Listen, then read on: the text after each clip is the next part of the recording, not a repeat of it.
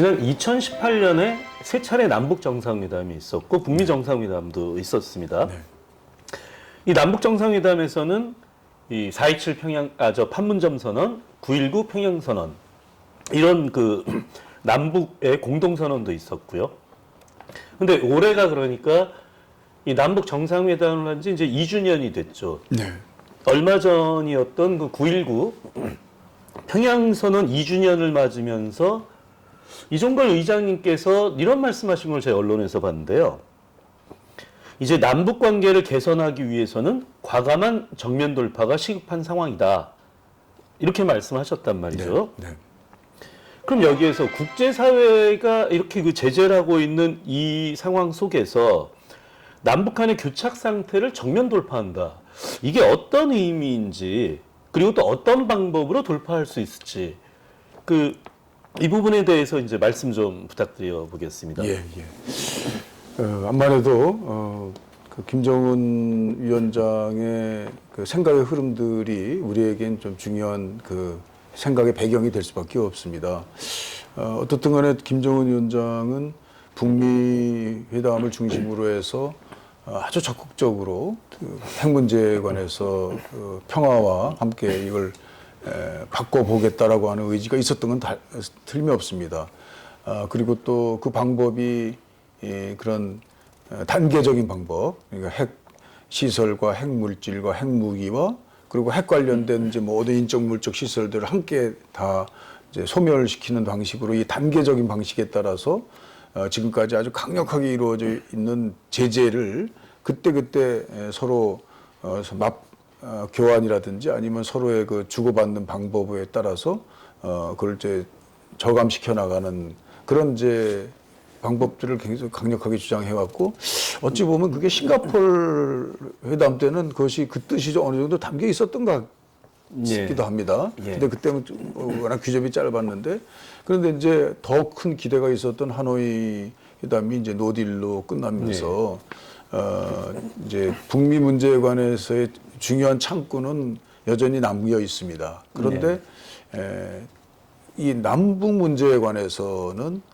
일단 문을 이제 닫았다고 볼 수 있어요. 이제 그와 동시에 뭐 코로나 상황이라는 것이 또 전 세계 미중유의 그 클로즈 체제로 가고 있기 때문에 뭐 그것에 어느 정도 또 같은 영향을 받고 있었다라도 사실이지만 김정은의 생각은 뭘까? 우리가 한번 역지사지해 볼 필요가 있겠다라는 겁니다. 이 제재라는 것은 사실 북핵이 생긴 이후에 계속 있었던 것입니다. 유엔 결의를 통해서 이루어졌고, 그리고 미국이 주도했는데 지금은 점점점 더 유럽이나 기타 다른 나라도 이것을 거의 100% 동의하는 방식으로 이루어지고 있다. 우리가 2년 전 평양 공동선언에서 지금까지 어찌 보면 비무장지대에 있어서의 어떤 정전협정마저도 우리가 위반하고 있었던 걸 이제 풀자고 그러지 않았어요. 사실 DMZ 안에서의 어떤 군사 방어 시설 같은 것은 있어서는 안 되는 거였거든요. 서로 간에. 근데 그것이 조금 더 이제 영역을 침범하면서 위반이 상시화된 상태에서 처음으로 그 군사 시설을 해체하는 그런 데 발걸음을 내딘 거 아닙니까? 조금 많이 진전이 됐었습니다. 그러다가 지금 이제 중단돼 있고, 그리고 그때 금강산 개성공단뿐 아니고요. 더 중요한 것이 그때 철도 도로 시공식까지 했습니다. 그렇죠. 예. 근데 지금 철도 도로라는 거는 예전에 제재 체제에서도요. 쇳덩어리 하나 갖다 놓으면 안 된다라고 하는 것들은 같은 규약 내에 있었습니다. 근데 그것이 해석상 강력하게 더 진정이 됐고 어찌 보면 우리 외교부 중심으로 해서 그 제재라는 것을 우리가 서로 스스로 알아서 그냥 그 저게 제재에 포함된다라고 해서 우리가 스스로 알아서 못하게 되고 안 하게 되고 그래서 그냥 그것이 하나의 관습적인 규약으로 된 그런 지경에까지 이뤘기 때문에 우리가 그래도 하기로 한 약속은 뭐 제재 그 체제가 바뀐 거 아닙니다. 약속은 끝까지 해나가자. 약속은 지키자라고 하는 면에서 뭐 있습니까? 지금 개성공단 금강산뿐 아니고 이 철도 도로 시공식이 이루어지고 후속적인 조치에 대해서 지금 우리가 뭘 하고 있죠? 근데 그거는 이제 하노이 노딜이라고 하는 것에 우리가 영향을 받은 바도 있지만, 그러나 저는 이 상황에서 모든 핵 문제가 다른 우리 남북 그 삶의 문제, 평화의 문제, 이것들을 띄워놓을 수는 없지만 모든 문제들이 핵 문제에 다 블랙홀이 돼서 빠져버렸기 때문에 핵이 잘 안 풀리면 네. 일상적인 어떤 남북 문제조차도 제재라고 하는 그런 게이트를 통해서 모든 것이 다 지배돼 버리는 이제 그런 지금 어려움을 겪고 있어서 핵 문제가 잘 조금이라도 안 풀리면 아무 문제도 할 수 없게 되는 그런 상황을 서로가 양해하는 질서 속에 이루어지고 있다. 그것이 또 어찌 보면 김정은 위원장도 그걸 강력하게 얘기하는데 우리도 거기에 따를 수밖에 없는 것이었고 어찌 보면은 그것의 원인을 또 제공한 측면도 있다. 민간 총괄 기구로서의 네. 민화협이 어떻게 할 것이냐. 좋습니다. 우선 트럼프 대통령도 하나의 노딜 이후에 여러 차례 얘기를 하면서 이제 대통령 선거가 끝난 다음에 보자라고 하는 것이었기 때문에 우리는 혹시 트럼프 대통령이 당선이 되면 본인이 해놓은 여러 가지 과제, 평화를 위한 자기 행동에 대한 새로운 미래 과제들 포함해서 약속한 것까지는 할 걸 기대하면서 우리는 좀 더 좀 참고 기다리고 있었던 것은 좋습니다.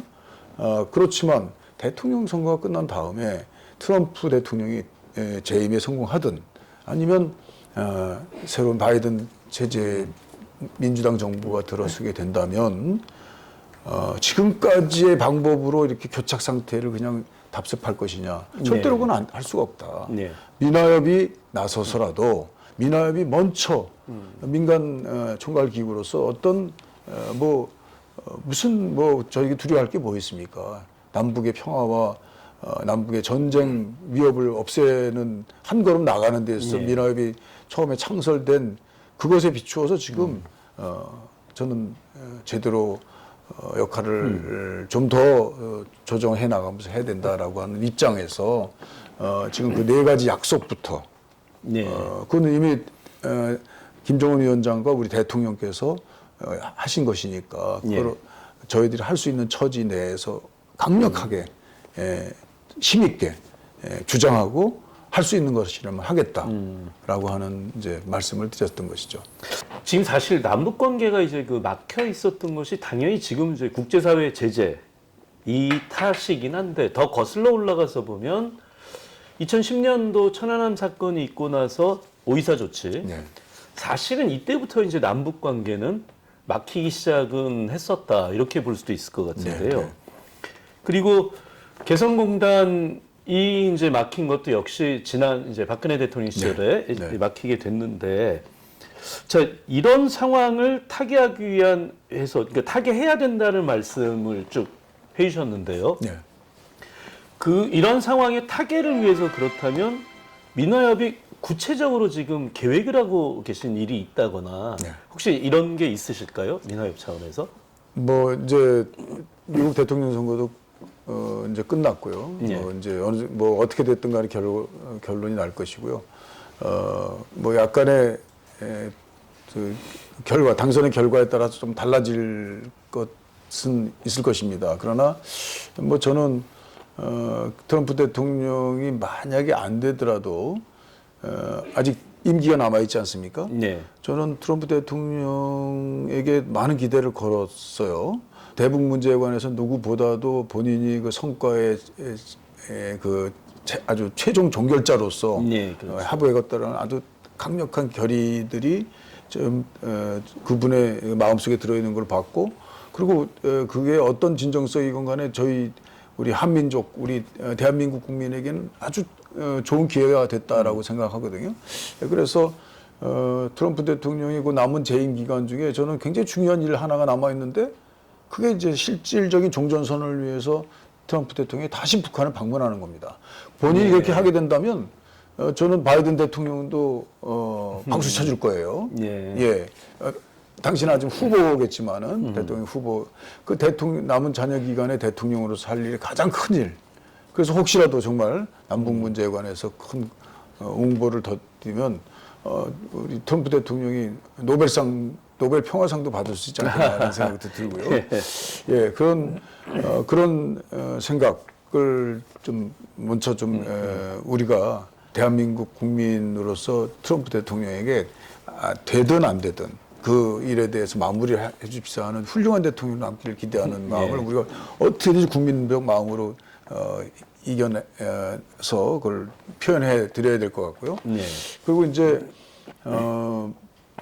바이든 후보가 만약에 당선이 되면 바이든 후보는 저희들이 제일 걱정하는 게 이제 그분은 새롭게 정부를 구성해야 되고 그리고 또 여러 가지 산적한 문제들이 있고 또 오바마 때 해야 했던 여러 가지 걸 볼 때 한 6개월 최소한도 그 이상의 시간을 놓칠 어찌 보면 우리는 지금 이 시간이 이때를 기다리면서 모든 역량을 경제해왔고 우리가 준비해왔던 아주 골든 타임인데 6개월이면 다 산산이 날아가는 것입니다. 그러니까 이 6개월을 놓치지 않도록 바로 진행이 될 수 있도록 대북 문제에 관해서 진행이 돼서 이 핵 문제와 기타 문제들을 풀어나갈 수 있도록 하는 그런 것들을 저희들이 어떤 방식으로든지 강력하게 가서 읍소를 하는 일이라도 해야 된다라고 하는 의지를 표현해야 된다는 것들이고요.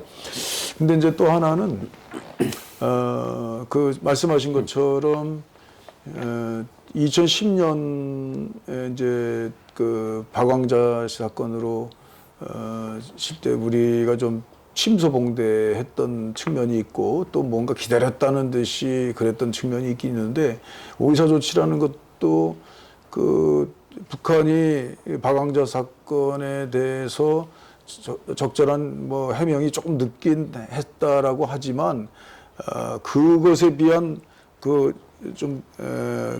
논리적인 사실 연대가 잘 진행이 안 됩니다. 아직 뭔가 다른 의도가 있지 않았나라고 하는 것이 이제 오이사 조치인데, 근데 이제 그 오이사 조치가 사실은 아직 해제가 되지 않고 있어요. 그렇죠. 네. 그 오이사 조치를 해제하지 않는 이유는, 우리, 대한민국에서도 이 남남 간의 여러 가지 입장 차이가 있으니까 그 남남이 모두 우리 미나협에 같이 들어 있는데요. 그런데 뭐 사실상 오이사 조치라는 것들이 유명무실화되어 있는 상태인데 그걸 굳이 우리 정부에서 그걸 해제함으로써 좀 뭔가 그로 인한 파열음과 또 여러 가지 그 사건들이 소리가 나는 것들이 어찌 보면 통일부의 입장에서 볼 때는 조금 좀 좀 기다리기에는 어려운 것일 수 있습니다. 오히려 긁어부스름이 될 수 있다는 그렇다는 것이죠. 그러나 그건 결코 옳지 않습니다. 그게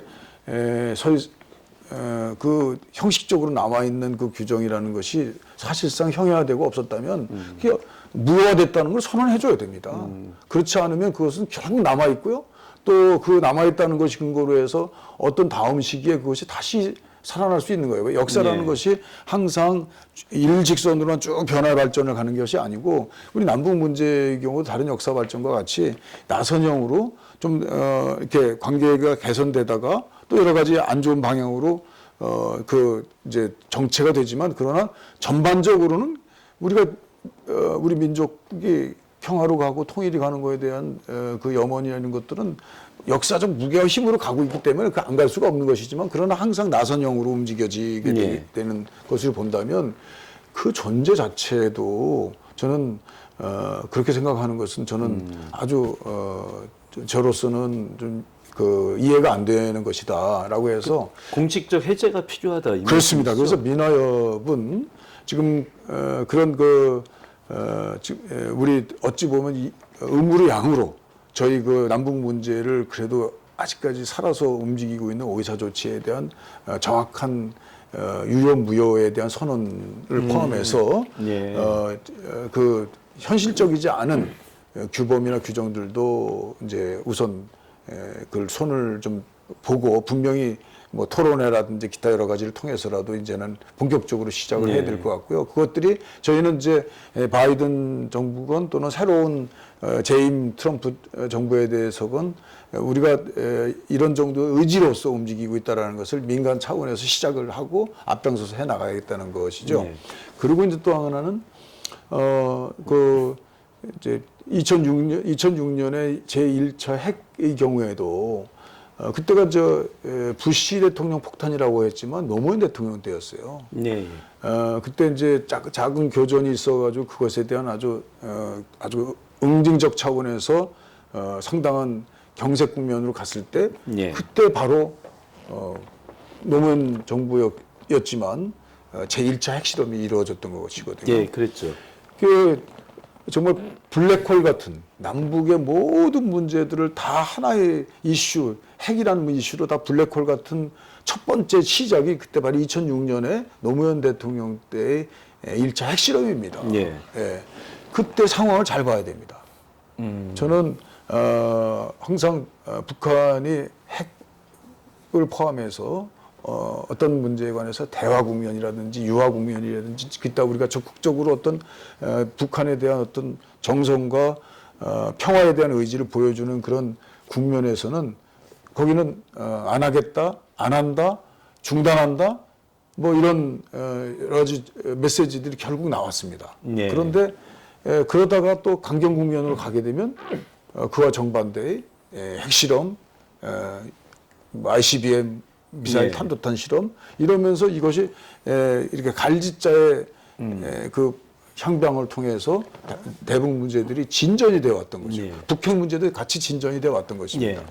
그래서 저희는 이것이 북핵 문제와 기타 우리 전반적인 평화의 그 서로 대북 문제라는 것이 서로 동전의 양립같이 있으면서도 이것은 서로 다른 문제입니다. 동전의 양립은 이쪽과 이쪽은 다르지 않습니까? 서로 영향을 주고 그렇기 때문에 이 대북 문제에 관해서도 지금 이제 북한이 진전된 지금 핵에 대한 개발이나 이런 것들이 저희들한테 더 위험스러운 상태로까지 가 있고 그 새로운 미국 정부의 경우에도 그 위험한 상태에 대한 어떤 조치를 더 해야 된다라고 하는 필요성이 되고 있는 시기에라도 지난번에 우리가 9.19 평양 회담을 통해서 약속했던 비무장지대에 있어서의 평화의 그 움직임 그리고 북한 지대에 있어서의 도로와 철도에 대한 건설 그것이 북한에 굉장히 필요한 거거든요.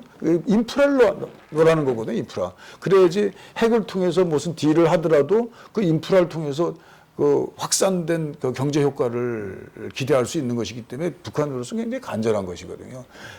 오히려 무슨 쌀을 갖다 준다든지 뭐 이런 것들은 지금 거기서 북한들은 별로 속 좋지 않다는 거예요. 그 이런 그것을 할 수 있게끔 하는 무슨 어떤 근본적인 그 조치들이 뭐 철도를 깔아준다든지 아니면 그 어떤 새로운 종자를 갖다든지 아니면 기술에 대한 부족한 기술 인력들이 아무래도 부족하니까 그에 대한 여러 가지 뭐 인프라를 좀 여기에 대해서 지도해주고 도와준다든지 뭐 이런 것들을 좀 필요로 하고 있거든요. 그것에 대해서 우리가 진정성 있게 나가는 겁니다. 지금 북핵 딱 닫혀 있고 노딜이 없고 움직임이 없고 뭐 영변 핵실험 핵시설 다 일부 폭파했다가 지금은 다시 복원하고 있고 그런 것이 있기 때문에 우리는 나머지 어떤 협상이나 했던 것도 할 수 없다.